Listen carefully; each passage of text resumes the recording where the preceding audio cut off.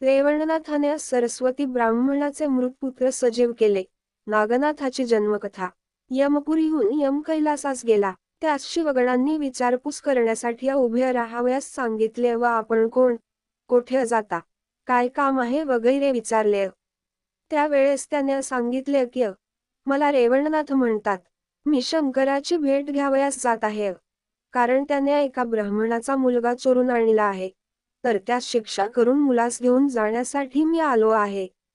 ते भाषण ऐकून शिवगणांस राग झाला. ते म्हणाले, तुझा गुरु गंधर्व आहे असे वाटते, म्हणूनच तू असे बोलत आहेस. तू आपला परत जा कसा. हे ऐकून नाथास फारच राग आला. तो म्हणाला, माझा गुरु गंधर्व म्हणून म्हणता, पण तुम्ही गंधर्व समान आता रानामाळ फिराल. असे बोलून त्याने स्पर्शस्त्राची योजना केली व भस्म मंत्रून त्यांच्यावर फेकले. त्यामुळे द्वारपाळ व 1300 शिवगण हे सर्व जमिनीस खिळून बसले. जमिनीपासून त्यांचे पाय सुटताना जमिनीस चिकटले आणि सर्वजण ओंडवे होऊन राहिले. याप्रमाणे गणांची झालेली अवस्था पाहून तेथचे सर्व लोक भयभीत झाले. ते शिवापुढे जाऊन हात जोडून उभे राहिले व म्हणाले की गावच्या दाराशी एक मनुष्य आला असून त्याने 1300 द्वाररक्षक गणांस जमिनीस खिळून ओंडवे करून टाकिले असून ते त्या दुःखाने ओरडत आहेत. हे ऐकून शिवाने त्या शिक्षा करावयास 8ही काळभैरवांस आज्ञा केली. त्याप्रमाणे ते काळभैरव शतकोटी गण घेऊन बाहेर पडले. हे पाहून नाथाने स्पर्शस्त्राने त्या गणांनाही ओंडवे केले, पण भैरवांनी त्या अस्त्रास जुमानिले नाही. त्यांनी धनुष्य हाती घेऊन बाणांवर वातास्त्र, अग्नस्त्र, नागास्त्र यांची योजना करून बाण सोडिले. तेव्हा नाथाने पर्वतास्त्र, पर्जनास्त्र याप्रमाणे योजना केली. या अस्त्रांनी भैरवांच्या अस्त्रांचा मोड झाला. नंतर ती अस्त्रे भैरवांवर पडली. तेणेकरून ते जर्ज झाले. मग हे वर्तमान हेरांनी शंकरास कळविले. तेव्हा रागाने तो नंदीवर बसून युद्धस्थानी आला. तेव्हा रेवणनाथाने विचार केला की शंकराशी युद्ध करण्याचे कारण नाही. एकाच अस्त्राने बंदोबस्त करावा म्हणजे झाले. मग वाताकर्षकास्त्र मंत्राने भस्म मंत्रून ते शंकरावर फेकले. त्यामुळे शंकराचा श्वासोच्छवास बंद झाला व उमाकांत नंदीवरून खाली पडला व अष्टभैरव बेशुद्ध पडले. याप्रमाणे शंकराची व गणांची प्राणांत अवस्था केल्याचे वृत्त विष्णूस कळताच तो लागलाच तेथे धावून आला. त्याने नाथास आलिंगन देऊन पोटाशी धरिले आणि विचारिले की कोणत्या कारणामुळे रागावून तू हा एवढा अनर्थ केलास. तेव्हा रेवणनाथाने विष्णूस सांगितले की मी सरस्वती ब्राह्मणकडे असता शंकराने त्याचा पुत्र मारिला. या कारणास्तव मी शिवाचा प्राण घेऊन संजीवनी अस्त्राच्या योगाने मुलास जिवंत करून घेऊन जाईन. तुम्ही ब्राह्मणाच्या 7ही बाळे आणून द्या म्हणजे शंकराच्या प्राणांचे रक्षण करीतो. ते ऐकून विष्णूने सांगितले की ती सर्व बाळे माझ्याजवळ आहेत. मी ते 7ही प्राण तुझ्या हवाली करीतो, पण देह मात्र तू निर्माण कर.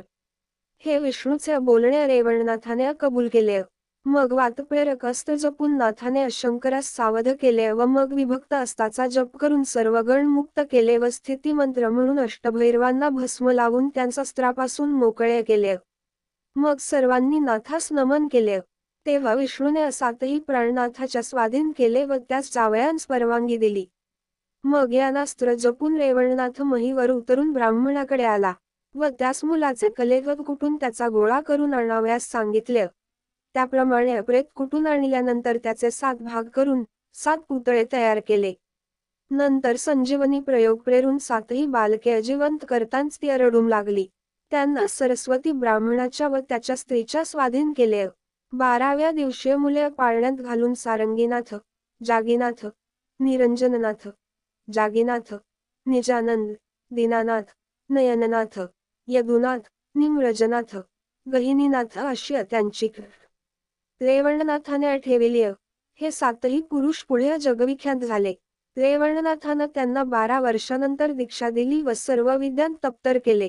रेवणनाथ हा त्यात प्रांतांत राहिला. पूर्वी सरस्वतीच्या उद्देशाने ब्रह्मदेवाचे वीर्य पतंजल असता ते एका सर्पिणीच्या मस्तकांवर येऊन पडले. ते अतिने भक्षण करून आपल्या पोटात साठवून ठेविले. मग दिवसेंदिवस गर्भ वाढत चालला. ही गोष्ट आस्तिक ऋषीच्या लक्षात आली. 9 नारायणांपैकी एक जण पोटी येईल व त्यास लोक नांदगाथ म्हणतील ह्यांनी तो समजला. मग आस्तिक मुनीने त्या सर्पणीला जवळ बोलावून सांगितले की तू या गोष्टीबद्दल कान्हीय चिंता करू नको. तुझ्या पोटी ऐरावत नारायण जन्मास येणार आहे. परंतु तुला सांगावयाचे कारण असे की पुढे तुझवर मोठा कठीण प्रसंग गुजरणार आहे.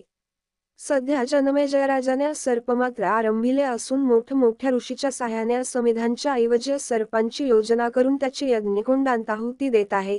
म्हणून ही गोष्ट मी तुला सांगून ठेवली. यास्तव आता तू कोठे तरी लपून राहा.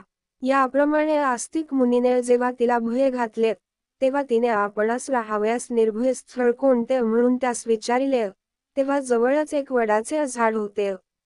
त्याच्या पोखरामध्ये लपून राहावयास आस्तिक ऋषीने तिला सांगितले. मग ती सर्पिण त्या वडाच्या पोखरात लपून राहिली व आस्तिकाने अचळ वज्रप्रयोगाने ते झाड सिंचन करून ठेविले व आपण हस्तिनापुरास गेला. नंतर आस्तिक मुनीने जनमेजय राजाच्या यज्ञमंडपात जाऊन सर्व ऋषींची भेट घेऊन त्यांना हा गुप्त वृत्तांत कळविला आणि म्हटले, ब्रह्मवीर्य सर्पणीच्या उदरांत असून पुढे तो पुरुष वटसिद्ध नागनाथ या नावाने प्रकट होईल. 9 नारायणापैकी ऐरावत नारायणच हा अवतार घेणार आहे. त्यास मारू नये. ते सर्व ऋषींनी कबूल केल्यानंतर पुढे सर्पसत्र समाप्त झाले. इकडे सर्पिणाचे 9 मास पूर्ण झाले. मग ती पद्मिळ नावांची सर्पिण प्रसूत होऊन तिने एक अंडे घातले. ते वडाच्या पोकळीत बहुत दिवस पावेतो राहिले होते. त्यात ऐरावत नारायणाने संचार केला. पुढे त्याचा देह मोठा झाल्यावर फुटून मूल दिसू लागले. पुढे ते मूल रडू लागले पण त्याचे रक्षण करण्यात तेथे कोणी नव्हते. त्यावेळी कोशधर्म या नावाचा एक अथर्वणवेदी गौड ब्राह्मण वेदशास्त्रांत निपुण होता. परंतु तो फार गरीब असल्याने त्याच्या संसाराचे हाल होत. दारिद्र्यामुळे तो उदास होऊन गेला होता. गरिबी पाठीस लागल्यामुळे पत्रावळींकरिता तो वडाची पाने आणावयास जात असे. एके दिवशी तो त्या झाडाजवळ गेला असता तेथे मुलाच्या रडण्याचा आवाज त्याच्या कानी पडला. तो ऐकून कोण रडते हा शोध करण्यासाठी तो आसपास पाहू लागला. परंतु त्यास कोणीही न दिसल्यामुळे तो संशयात पडला. तरी पण हा मुलाचाच शब्द अशी त्याची खात्री झाली. मग त्यास देवांनी सांगितले की कोशधर्म या वडाच्या झाडाच्या पोकळीत बालक रडत आहे. त्यास स्पर्श झाला की त्याचा काळिमा जाऊन सुवर्ण होते. तद्वतू हा मुलगा तुझ्या घरी आला की तुझे दारिद्र्य नाश पडेल. हा देवांनी एक बाण सोडला.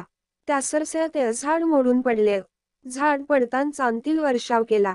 मग देवांनी हात जोडून त्या नारायणास नमस्कार केला आणि कोशधर्म ब्राह्मणास सांगितले की महाराज, या भूमंडळावर आपण मोठे भाग्यवान आहात म्हणून हा वटसिद्ध नागनाथ तुम्हास प्राप्त झाला आहे. हा पद्मिनी नावाच्या नागिणीच्या पोटी जन्मला असून वटवृक्षामध्ये ह्याचे संरक्षण झाले आहे. त्यास्तव आता ह्याचे वटसिद्ध नागनाथ हेच नाव प्रसिद्ध करावे. हा सिद्ध असून योगी लोकांचा नाथ होईल. ती देहरण ऐकताच कोशधर्माने त्या मुलास उचलून घरी नेले. त्या समयी त्यास परमानंद झाला. ते ऐकून त्याची स्त्री सुरादेवी ही देखील समग्र झाली. ती म्हणाली, मला वाटते की हा चंद्र किंवा सूर्य अवतरला असावा. तिने मुलास उचलून स्तनाशय लाविले. तो पान फुटला. मग तिने आनंदाने मुलास स्नान घालून पाळण्यात घातले व त्याचे वटसिद्ध नागनाथ असे नाव ठेविले. सुरादेवींचे त्या मुलावर अत्यंत प्रेम जडले. तो मुलगा मोठा झाल्यावर कोशधर्माने 7व्या वर्षात त्याचे यथाविधी मौंजी बंधन केले. एके दिवशी 2 प्रहरी वटसिद्ध नागनाथ भागीरथीच्या तीरी काशी विश्वेश्वराच्या समोर कान्हीय मुले जमवून खेळू लागला. त्या संधीच दत्तात्रेयाची स्वारी तेथे गेली व मुलांचा खेळ पाहू लागली. तेथे मुलांच्या पंक्ती बसवून त्यांस वटसिद्ध नागनाथ लटकेंच अन्न वाढीत होता. मुले अपुऱ्या म्हणत होती. हा त्यांस घ्या घ्या म्हणून आग्रह करून वाढीत होता. असा मुलांचा चाललेला लटका खेळ दत्तात्रेयाने पाहिला. तेव्हा त्यास आश्चर्य वाटले. लटक्यांस अन्नाने पोट भरले म्हणून मुले म्हणत. हे ऐकून त्यास हसू आले. नंतर बालरूप धरून दत्तात्रेयाने त्या मुलांत संचार केला व अंगणात उभा राहून तो म्हणाला, मी अथित आलो आहे.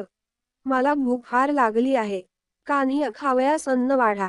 हे ऐकून ते मुले त्याच्या पाठीस लागली व म्हणाली, तुरे कोण आमच्या मंडळीत खेळावयास आला आहेस? जागतोस का मारू तुला? असे म्हणून कान्हीय मुले काठ्या उगारू लागली व कान्हीय मुले दगड मारावयास धावली. हे नागनाथाने पाहिले तेव्हा तो सर्व मुलांस म्हणाला, आपल्या मेळ्यात जो नवीन मुलगा आला आहे त्यास घालवून देऊ नका. आपल्याप्रमाणे त्यासही वाढू आहे. त्यावेळी आलेल्या ब्राह्मणास अथित समजून परत दवडू नये. असे बोलून त्याने त्या मुलास बसविले. मग कल्पन्य स्नान, षोडशोपचारांनी पूजा, भोजन वगैरे झाले. जेवताना सावकाश जेवा, घाई करू नका, जे लागेल ते मागून घ्या, असा त्यास तो आग्रह करीत होताच. तेव्हा हा उदार आहे असे दत्तात्रेयास वाटले. हा पूर्वीचा कोणीतरी योगी असावा असेही त्याच्या मनात ठसले. दुसऱ्यास संतोषवून त्यावर उपकार करण्याची बुद्धी होण्यापूर्व पुणे वांचून घडावयाचे नाही असा मनात विचार करून तो त्याचे पूर्वजन्म करून शोधू लागला. तेव्हा त्याच्या जन्माचा सर्व प्रकार दत्तात्रेयाच्या लक्षात आला. मग दत्तात्रेयाने त्यास कृपा करून सिद्धी दिली. तिचा गुण असा झाला की नागनाथ ज्या पदार्थाचे नान तोंडातून घेई, तो पदार्थ तेथे उत्पन्न होऊ लागला. नंतर मुलांना जेवावयास वाढ म्हणून दत्तात्रेयाने नागनाथास सांगितले, पण त्या सिद्धीचे अन्न खाण्याची नागनाथाने फक्त मनाई केली होती. जातेसमय दत्तात्रेयाने आपले नान सांगून त्याचे नान विचारून घेतले. मग खेळताना नागनाथ ज्या पदार्थाचे नान घेई तो पदार्थ उत्पन्न होऊ लागला. त्यामुळे मुले नित्य तृप्त होऊन घरी बरोबर जेविनातशी झाली. न जेवण्याचे कारण आईबापांनी मुलांना घरी विचारले असता आम्ही षड्रसन्न जेवून येतो म्हणून मुलांनी सांगावे. प्रथम ही गोष्ट आईबापांना खरी वाटली नाही, पण त्यांनी स्वतः भागीरथीतीरी जाऊन नागनाथ षड्रसन्न वाढतो हे पाहताच त्यांची खात्री झाली. मग ही बातमी सर्व क्षेत्रभर झाली व नागनाथाचा बाप कोशधर्म याच्या देखील ती कानांवर गेली. कित्येकांनी त्यास सांगितले की भागीरथीच्या कांठी तुझा मुलगा मुलांच्या पंक्ती बसवून उत्तम उत्तम पक्वान्नांच्या जेवणावळी घालीत असतो. हे आम्ही प्रत्यक्ष पाहून आलो आहात. तो अन्न कोठून आणि तो व कसे तयार करीतो त्याचे त्यासच ठाऊक. त्याने जमिनीवर हात ठेवले की इच्छिला पदार्थ उत्पन्न होतो. ही बातमी कोशधर्माने जेव्हा ऐकली तेव्हा तो पूर्वी देवांनी सांगितलेली खूण समजला, पण त्याने लोकांस ती हकीकत बोलून दाखविली नाही. पुढे एके दिवशी कोशधर्माने आपल्या वतसिद्ध नागनाथ मुलास मांडीवर बसवून त्याच्या तोंडावरून हात फिरवीत व मुलाच्या जेवणासंबंधी गोष्ट काढली. तेव्हा तो म्हणाला, तुम्हांसही असाच चमत्कार दाखवून भोजनास घालितो. असे म्हणून तो मांडीवरून उतरला व जमिनीवर हात ठेवून षड्रसन्नाची इच्छा प्रकट करताच उत्तम उत्तम पदार्थांनी भरलेले पान तेथे उत्पन्न झाले. ते पाहून कोशधर्मास फारच नवल वाटले. मग हे साधन तुला कसे साध्य झाले असे बापाने विचारल्यावर तो म्हणाला, बाबा, आम्ही एकदा पुष्कळ मुले नदीतीरी खेळत होतो. इतक्यात दत्तात्रेय नावाचा मुलगा आला. त्याचा सर्व मुलांनी धिक्कार केला, पण मी त्याची लटक्याचा पदार्थाने मनोभावे पूजा केली. तेव्हा त्याने माझ्या मस्तकावर हात ठेवून कानांत कान्य मंत्र सांगितला व अन्न वाढावयास लाविले. त्या दिवसापासून माझ्या हातून पाहिजे तो पदार्थ निर्माण होतो. हे ऐकून बापास परमानंद झाला. मग तो त्या दिवसापासून मुलाकडून अतिथाभ्यागतांची पूजा करवून त्यांस भोजन घालून पाठवू लागला. त्याने दत्तात्रेयास आनंद झाला. नागनाथाकडे हजारो मनुष्य जेवून द्रव्य, वस्त्र, धान्य वगैरे घेऊन जावं लागली. या योगाने तो जगविख्यात झाला. जो तो त्याची कीर्ती वाखाणू लागला. एके दिवशी नागनाथाने बापास विचारले की माझ्या हाताने या गोष्टी घडतात यांतला मुख्य उद्देश कोणता. तसाच तो दत्तात्रेय मुलगा कोण होता हे मला खुलासा करून सांगावे. तेव्हा बाप म्हणाला, तो दत्तात्रेय तिन्ही देवांचा अवतार होय. तुझे दैव चांगले म्हणून तुला भेटून तो सिद्धी देऊन गेला. ते ऐकून पुन्हा त्यावर बाप म्हणाला, तो एके ठिकाणी निसतो, यामुळे त्याची भेट होणे कठीण होय. त्याच्या भेटीची इच्छा धरून प्रयत्न चालविल्याने भेट होते असे नाही. तो आपण होऊन कृपा करून दर्शन देईल तेव्हा खरे असे सांगून बाप कान्ही कामाकरिता घराबाहेर गेला. मग दत्तात्रेयाच्या दर्शनाकरिता जायचा नागनाथाने निश्चय केला. तो कोणास न विचारता घरून निघाला व मातापुरी, पांचाळेश्वर वगैरे ठिकाणी शोध करू लागला. परंतु तेथे पत्ता न लागल्यामुळे कोल्हापुरास गेला व तेथील लोकांजवळ तो दत्ताविषयी चौकशी करू लागला. तेव्हा लोक त्यास समजून हंसले व दत्तात्रेय येथे येतो पण कोणास दिसत नाही, कोणत्या तरी रूपाने येऊन भिक्षा मागून जातो असे त्यांनी सांगितले. ते ऐकून दुसऱ्या क्षेत्रांत त्यास भिक्षा मिळत नाही की काय असे नागनाथाने विचारिले. या नाथाच्या प्रश्नावर लोकांनी उत्तर दिले की तो या कोल्हापुराशिवाय दुसऱ्या ठिकाणचे अन्न सेवन करीत नाही. येथे अन्न न मिळाले तर तो उपवास करीत, पण अन्नासाठी दुसऱ्या गावी जाणार नाही. अन्य गांवच्या पक्वान्नांस विटाळाप्रमाणे मानून या गावांत अन्न परमपवित्र असं तो मानितो.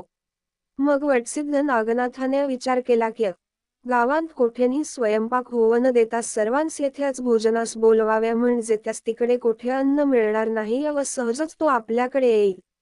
परंतु आपल्याकडचे सिद्ध अन्न तो घेणार नाही, ही खूण लक्षात ठेवून ओळख पटताच त्याचे पाय धरावे.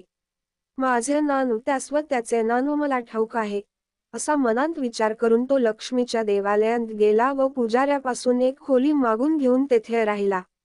काही दिवस गेल्यावर गानवजेवणावळ घालावी असे नाथाच्या मनात आले. त्याने ही गोष्ट पुजाऱ्याच्या पाशी काढून खटपटीस मदत करण्यासाठी विनंती केली.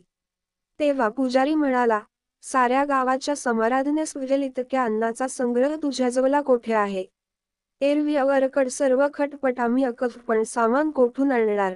त्यावर नाथाने सांगितले की सामग्री मी पुरवितो, तुम्ही खटपट मात्र करू लागा. ते त्याचे म्हणणे पुजाऱ्याने कबूल केले.